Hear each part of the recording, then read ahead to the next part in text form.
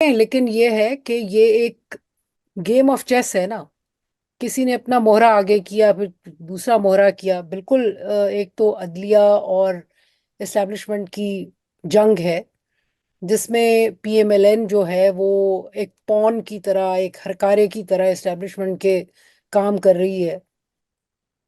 अब उसमें हो ये रहा है कि अभी आज सुबह तक तो लगता था कि ओहो कोई बम फटा, कि बम फटा। लेकिन आप ये देखें कि एस्टेब्लिशमेंट थोड़ी सी बैक ऑफ भी हुई है। यानी कि इलेक्शन कमीशन ऑफ पाकिस्तान ने अभी एक नोटिफिकेशन अपना जारी किया है, जिसमें उन्होंने कहा है कि वो जो फैसला है सुप्रीम कोर्ट का, उसकी वो पासदारी करेंगे, और वो जो रिजर्व सीट्स हैं पीटीआई की, वो बहाल होंगी पीटीआई के हक में। दूसरा आप ये देखें कि तहरीक लब्बैक पाकिस्तान, और हमें पता है तहरीक लब्बैक पाकिस्तान कब आती है और क्यों लाई जाती है। तो 3-4 दिन से धरना दे के फैजाबाद में बैठे हुए थे। बहाना था मशरक़ वस्ता का। लेकिन आज उन्होंने वो अपना धरना जो है, और जिससे जाहिर है लोगों में बहुत ही तजब्जुब था, बेचैनी थी। लोगों ने अपने प्रोग्राम बनाने हैं, कोई जाना है आना है, वो सब जिंदगी रुक सी जाती है, फ्रस्ट्रेशन बढ़ती है।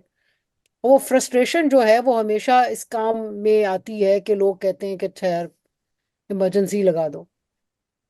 लेकिन आज हमने देखा कि टीएलपी ने अपना धरना जो है वो मौखर किया है, और वापस हुए हैं। तो इसको अगर आप देखें तो ये लगता है कि थोड़ा सा बैकफुट पे गए हैं।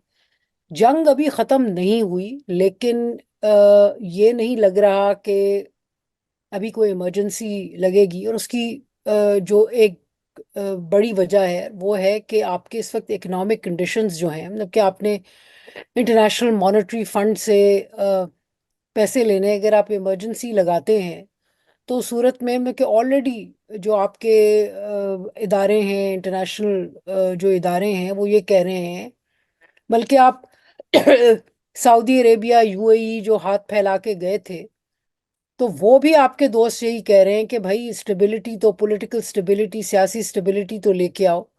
तो इमरजेंसी में तो स्टेबिलिटी बिल्कुल ही हवा हो जाती है ना। तो मेरे ख्याल में ये एक मसला है कि जो कॉन्सिक्वेंसेस हैं इमरजेंसी लगाने के, एस्टैब्लिशमेंट उसको भी देख रही है कि वो उसको कर पाएगी नहीं कर पाएगी।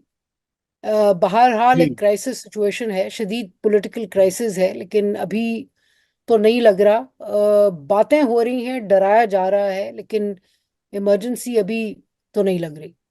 जी। अच्छा, आपके ख्याल से नहीं लग रही। मैं यूसुफ भाई से पूछता हूँ, ये आपने जो मईशत का हवाला दिया, यकीनन ये एक बहुत बड़ा फैक्टर होता है इस तरह के जब भी हालात में। लेकिन आशा, आप मुझे एक चीज ये बताइए कि इस वक्त देखें ना, जो जो सारी साइड्स है ना, मसलन अदलिया जो है वो भी अपना एक, जिसे कहना चाहिए लोग बड़ा बुरा भला कह रहे हैं, लेकिन असल में तो वो अभी इंस्टीट्यूशन को गार्ड भी कर रहे हैं अपनी तरफ, अपनी जो इंडिपेंडेंस है, उनकी जो जगह है। दूसरी तरफ हमारे जनरल्स हैं, खुसूसन जो आर्मी चीफ, जिनके बारे में अब जाहिर बात है हमारी कोई डायरेक्ट तो इन्फॉर्मेशन नहीं है, ना कोई मेल मुलाकात है, मगर जो सुनने में ये आया है कि वो भी बिल्कुल ही टस से मस नहीं हो रहे अपनी पोजीशन से।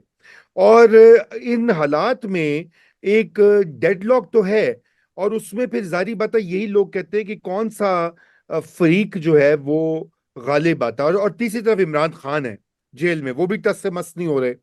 अब ये थ्री वे जो फाइट है, जिसमें कि हर पार्टी वो कह रही है कि जी मैंने तो नहीं हटना पीछे, तो उसमें फिर यकीनन जब वो झगड़ा होता है तो फिर पलड़ा किसका भारी होता है। ये भी मैं जानना चाहता हूं आपसे, इससे पहले कि मैं मईशत वाले पॉइंट पर जाऊं। जी आयशा।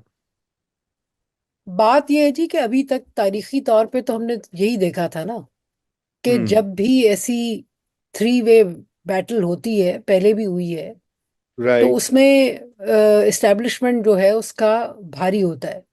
हम्म। लेकिन इस दफ़ा ज़रा सिचुएशन एक तो मुख्तलिफ है।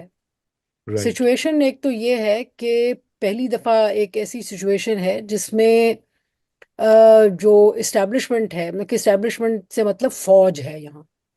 जी। पहली दफ़ा है कि फौज का जो एक है ना मोनोपोली थी ऑफ नेशनल नैरेटिव, कि जनाब हम ही बचाते हैं इस मुल्क को। वो सौदा कोई लोग खरीद नहीं रहे। हम्म। पहले खरीद लेते थे, अब वो खरीद नहीं रहे। मतलब कि आप खुद, आप पुरानी, बहुत पुरानी बात नहीं है, मैं कि 99 में जब कू हुआ था, तो ऐसे भी लोग थे जो कि मिठाइयाँ बांट रहे थे और खुश हो रहे थे।